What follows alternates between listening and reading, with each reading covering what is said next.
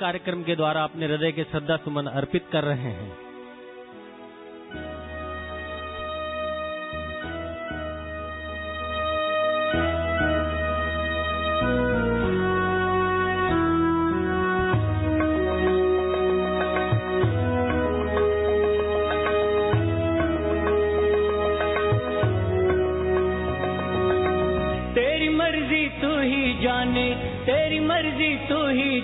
तू अलमस्त कबीरा है, तू ही रामा तू ही मौला तू ही मस्त फकीरा है, तू ही रामा तू ही मौला तू ही मस्त फकीरा है। तेरी मर्जी तू ही जाने, तेरी मर्जी तू ही जाने, तू अलमस्त कबीरा है, तू ही रामा तू ही मौला तू ही मस्त फकीरा है, तू ही रामा तू ही मौला तू ही मस्त फकीरा है।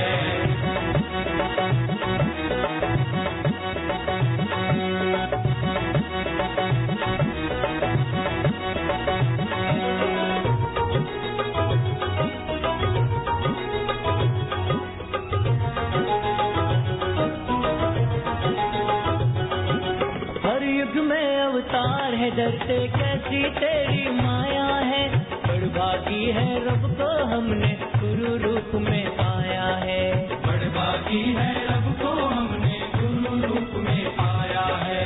तेरी रहमत हो गई तो पापी भव कर जाते हैं, लख 84 छूट गए जो तेरे दर्शन पाते हैं, लख 84 छूट गए जो तेरे दर्शन पाते हैं। सुंदर है एक नाम साईं साईं आशाराम, कर दे सबके पूरन काम साईं साईं आशाराम।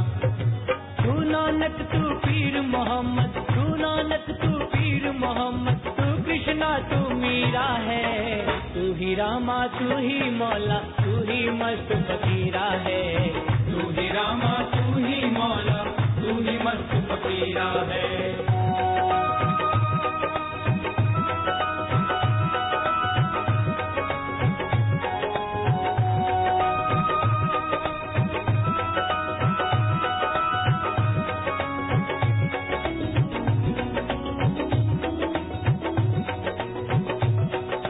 कैसा तेरा रूप है, तेरी कैसी ये सच्चाई है, ब्रह्म ज्ञान का दीप जलाने दिव्य चेतना आई है, ब्रह्म ज्ञान का दीप जलाने दिव्य चेतना आई है। मिले कृपा जो गुरुदेव की परमानंद को पाते हैं, ब्रह्म भाव प्रगटाते गुरुवर ज्योत से ज्योत जलाते हैं, ब्रह्म भाव प्रगटाते गुरुवर ज्योत से ज्योत जलाते हैं। सुंदर है एक नाम साईं साईं आशाराम, कर दे सबके पूरन काम साईं साईं आशाराम। परोपकार है करने आए, परोपकार है करने आए, हरते सबकी पीड़ा है, तू ही रामा तू ही मौला तू ही मस्त फकीरा है, तू ही रामा तू ही मौला तू ही मस्त फकीरा है।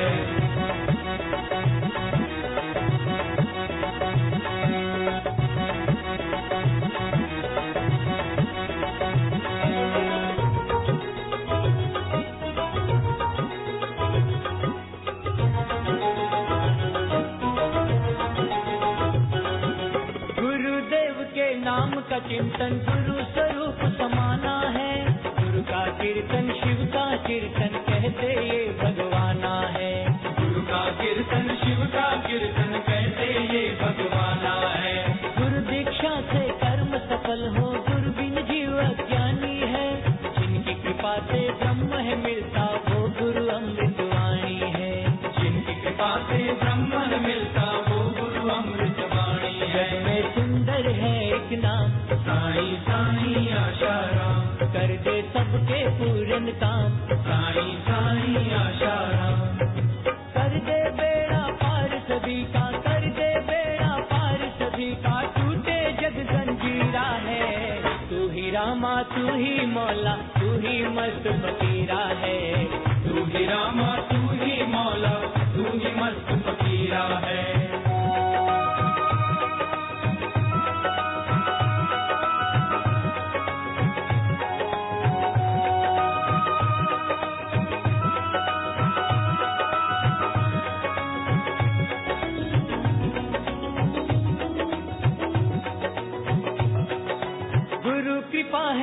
पर होती वो धन बल को पाते हैं।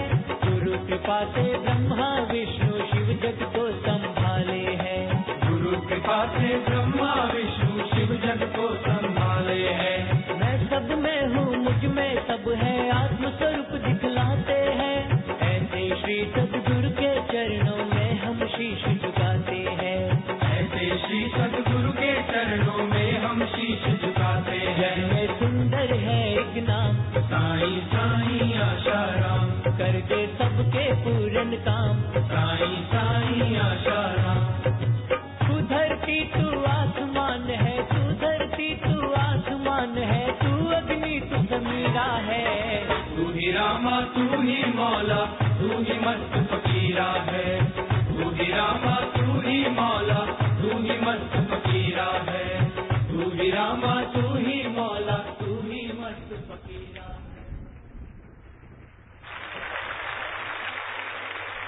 चलो उठो जल्दी,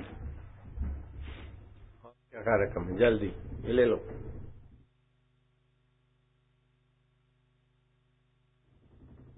હવે શું છે બીજું?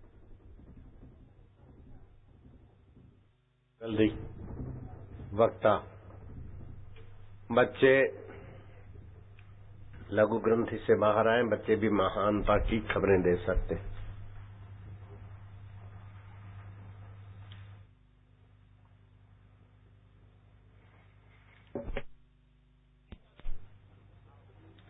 हरिओम।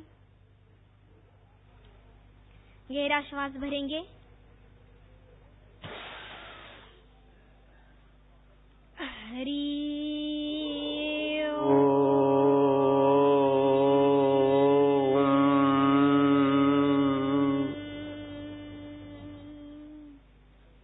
मिलके करो। हरि ओम।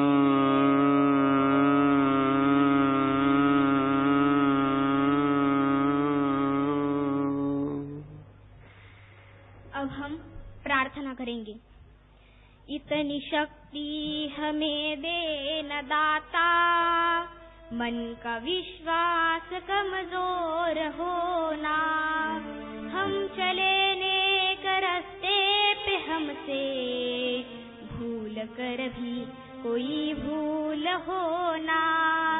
इतनी शक्ति हमें दे न दाता, मन का विश्वास कमजोर होना। दूर अज्ञान के हो अंधेरे, तू हमें ज्ञान की रोशनी दे। हर बुराई से बचते रहे हम, जितनी भी ले भली जिंदगी दे। वैर होना किसी का किसी से, भावना मन में बदले की होना।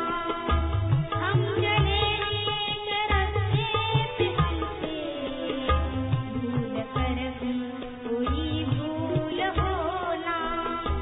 इतनी शक्ति हमें दे न दाता, मन का विश्वास कमजोर होना। ओम गम गम गम गणपते नमः। ओम श्री सरस्वते नमः। ओम श्री गुरुभ्यो नमः। ब्रह्मनिष्ठ सद्गुरु को पूर्ण परमात्मा स्वरूप जानकर हृदय के पवित्र भाव से जो साधक इनकी सेवा और भक्ति करते हैं, वे अपने जीवन में जरूर आत्मज्ञान प्राप्त कर सकते हैं। सद्गुरु की सेवा करना माने संपूर्ण विश्व की सेवा करना। जो साधक अपने गुरु जी की सेवा करते हैं, वो तो संपूर्ण विश्व की सेवा करते हैं। और विश्व में भी यदि सबसे महान कार्य हो तो वो है सद्गुरु की सेवा। नम्रता और प्रेम से, अहंकार और उत्साह बिना की हुई सद्गुरु की सेवा शिष्य के हृदय मंदिर में आत्मज्ञान का प्रकाश जगमगा देती है। शिष्य 3 प्रकार के होते हैं: उत्तम शिष्य, मध्यम शिष्य और कनिष्ठ शिष्य। उत्तम शिष्य केवल चिंतन से गुरु की शक्ति प्राप्त कर सकते हैं। मध्यम शिष्य दर्शन से और कनिष्ठ शिष्य प्रश्न करके गुरु की शक्ति प्राप्त कर सकते हैं। लेकिन हमारे यहाँ बापूजी के दरबार में प्रश्न करने की आवश्यकता नहीं मानी जाती। सिर्फ अपने गुरु जी का चिंतन करो। जब गुरु में अनुराग है, गुरु जी हमारे हैं, हम गुरु जी के हैं, तो उनके गुण हमारे तो है, तो प्रश्न करने की क्या आवश्यकता। गुरु कृपा ही मनुष्य को जीवन का सच्चा उद्देश्य बताती है और आत्म साक्षात्कार की प्रबल आकांक्षा शिष्य के हृदय मंदिर में उत्पन्न करती है। तभी तो कहते हैं गुरु कृपा ही केवलम शिष्यस्य परम मंगलम। शिष्य के हृदय में तमाम दुर्गुण रूपी रोगों पर गुरु कृपा ही सबसे अधिक असरकारक, प्रतिरोधक एवं सर्वत्रिक औषध होती है। इसीलिए संत कबीरदास जी महाराज एक गुरु जी के शिष्य को प्रेरणा देते हुए एक बड़ा सुंदर दोहा गाते हैं। बंदे कर तू बंदगी सो पावे दीदार, अवसर मानव जन्म का बहुरी न बारंबार, अवसर मानव जन्म का बहुरी न बारंबार। अर्थात संत कबीरदास जी महाराज एक गुरु जी के शिष्य को प्रेरणा देते हुए कहते हैं कि हे बंदे, तू अपने सद्गुरु की सेवा बंदगी कर ले, तभी तुझे आत्मदर्शन का ज्ञान प्राप्त हो जाएगा। बंदे, मनुष्य जन्म तो बहुत दुर्लभ है, वह बारंबार नहीं मिलता, और मिलता भी है तो बहुत सौभाग्य से तथा कठिन परिश्रमों से मिलता है। अभी तो तुझे मिला है तो तू इसे व्यर्थ न गवा। इस जन्म में अपने गुरु जी की सेवा कर, तभी तेरा कल्याण होगा, वरना कल्याण का अन्य कोई दूजा मार्ग नहीं। तो गुरु जी के साधु संतों की संगति का क्या महत्व होता है, ये बताते हुए संत कबीरदास जी महाराज आगे भी एक दोहा गाते हैं। कबीरा संगति साधु की जो करी जाने कोई, सकल बिरछ चंदन भये बासन चंदन होए। जो साधु संतों की संगति करके देखता है वही उनके गुण को जान सकता है, वही उनके असली रूप को पहचान सकता है। ये बात हमारे जल्दी समझ में आ जाए, इसलिए संत कबीरदास जी महाराज जी ने पेड़ों का बड़ा सुंदर उदाहरण दिया है कि चंदन के वृक्ष के निकट आने वाले सभी वृक्ष चंदन में हो जाते हैं, लेकिन वहाँ पे बांस का वृक्ष हो तो वह चंदनमय नहीं होता। दिखने में बाहर से तो बहुत कठिन दिखता है, लेकिन अंदर से देखा जाए तो पूरा खोखला होता है। ऐसी गत एक मनुष्य की होती है, निगुरे और अहंकारी मनुष्य की। दिखने में हमें बाहर से तो बहुत कठिन दिखते हैं, लेकिन अंदर से देखा जाए तो ज्ञान से पूरे खोखले होते।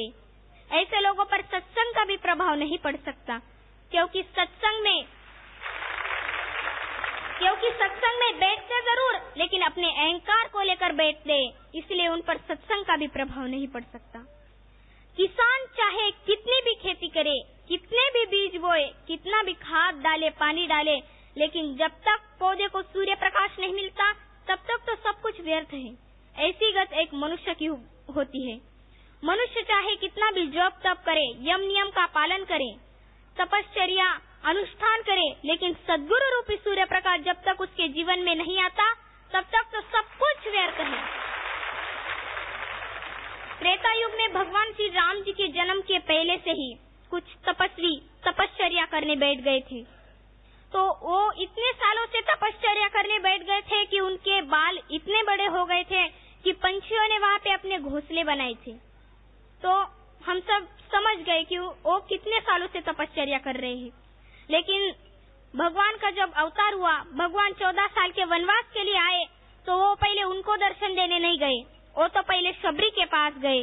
क्यों? क्योंकि शबरी के गुरुजी ने शबरी को कहा था कि शबरी तू सिर्फ झाड़ू लगाती जा, देखना एक बार भगवान श्री राम तुझे दर्शन देने जरूर आएंगे। तो शबरी को अपने गुरुजी के वचनों पर निष्ठा थी, श्रद्धा थी, इसलिए वो रोज राम राम नारायण। ये वक्ता के पास तो खजाना बहुत है, लेकिन भूख भी लगी है सबको, हमको भी। अब दूसरी वक्ता आएगी, शाबाश है। मैं सोचा कि ये थक जाएगी, लेकिन ये तो अपने को थका देने ऐसी मजबूत वक्ता है। दूसरी 2 बच्चियां हैं।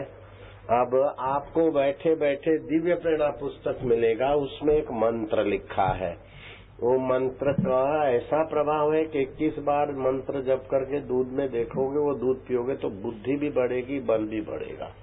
दूसरी पुस्तक मिलेगी सर्वधर्म समान कैसे, और तीसरी पुस्तक ऐसे 3 पुस्तक ऐसे लेके आएंगे तुम्हारे पास, और 20 गोलियां भी देंगे। जो 3 पुस्तक लेता है 10 रुपए में, उसको 20 गोलियां देंगे। हरड़ औषध रसायन, औषध से बना हुआ रसायन, 1-2 गोली चूसने से टॉनिक का काम करती है। वो बाजार में तो 10 रुपए में वो 20 गोलियां मिलना मुश्किल है, लेकिन यहाँ 3 पुस्तक भी मिलेंगे और 20 गोलियां भी मिलेगी।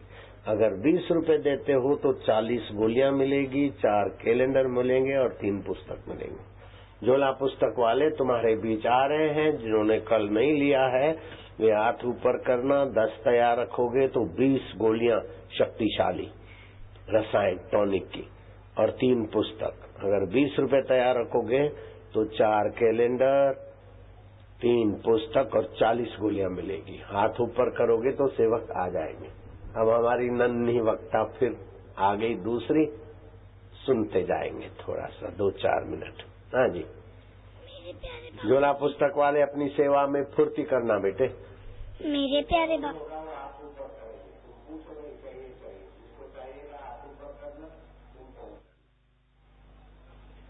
मेरे प्यारे बापू जी को कोटि कोटि प्रणाम।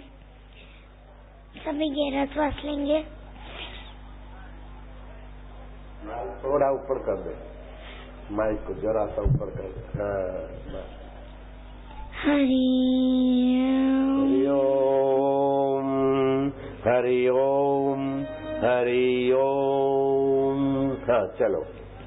आज के इस भौतिकवाद के युग में सत्संग, ईश्वर और समाज के बीच का सेतु है। श्रीमद् भागवत के 12वें अध्याय में आता है, यथा ही सत्संग मम अवरुन्धे तथा अन्यन, अर्थात मैं जैसा सत्संग के वश में होता हूँ, सत्संग जैसा मुझे अपने वश में कर लेता है, वैसा अन्य कोई साधन नहीं है। अच्छी बात है, बढ़िया बात है। रावण ने 60,000 वर्ष तपस्या किया, हिरण्यकश्यपु ने किया, लेकिन सभी ने सत्संग से जो पाया उन लोगों ने नहीं पाया। ठीक है वाह। फिर दूसरी वक्त देर हो रही, नहीं तो हम तो बहुत सुनते। चलो दूसरी वक्त आ जाओ। चलो बेटे, भूख भी लगी है, भूखे भजन न होए गोपाला, लो तुम्हारी कंठी धर लो माला। 3 बजे दूसरा सत्र शुरू होने वाला है, जल्दी करो बेटे। श्रीमद् परम ब्रह्म गुरुम नमामि, श्रीमद् परम ब्रह्म गुरुम नमामि, श्रीमद् परम ब्रह्म गुरुम स्मरामि, श्रीमद् परब्रह्म गुरुम स्मरामि। लाखों जन्म के पुण्य एकत्रित होते हैं, तब हमें सत्संग मिलता है, और जब ईश्वर की विशेष कृपा होती है तब ब्रह्मज्ञानी सद्गुरु मिलते हैं। एक समय था जब राजा महाराजा संतों की तलाश में वनों में खाक छानते थे, परंतु पूज्य बापू जी की करुणा तो देखो कि हमें सहज में ही ब्रह्म ज्ञान का रसपान करा रहे हैं। ऐसे पूज्य गुरुदेव को मेरा बारंबार प्रणाम। आज के इस भौतिकवादी युग में हम त्रिविध ताप, आदि वादी, उपाधि रूपी अग्नि से जल रहे हैं। ऐसे समय में पूज्य बापू जी के सत्संग द्वारा समस्त मानव जाति का कल्याण हो रहा है। प्राचीन काल से यह परंपरा चली आ रही है कि समाज के जो असामाजिक तत्व हैं, वे दुष्कर्म करना नहीं छोड़ते। संतों की निंदा करने की तो कसम ही खा रखी है। देख लो, उन्होंने आज तक संतों की निंदा करने की, क्रिटिसाइज करने की, नेगेटिव लिखने की तो मानो कसम ही खा रखी उन दूरतों ने। विदेशी पैसा मिलता है ना, अथवा और कोई विचार होता है टीआरपी बढ़ाने का, तो कसम खा ली नेगेटिव लिखो। इतना लाखों लोग बैठे हैं पॉजिटिव फायदा लेते, उन अभागों को तो नेगेटिव लिखना उसमें कुछ विशेषता लगती, लेकिन वो दिन भी गए। अब उन्होंने आज तक किसी को नहीं बापू के दीवानों को बहकाया नहीं जाता, वे कदम रखते आगे तो उन्हें वापस लौटाया नहीं जाता। हाँ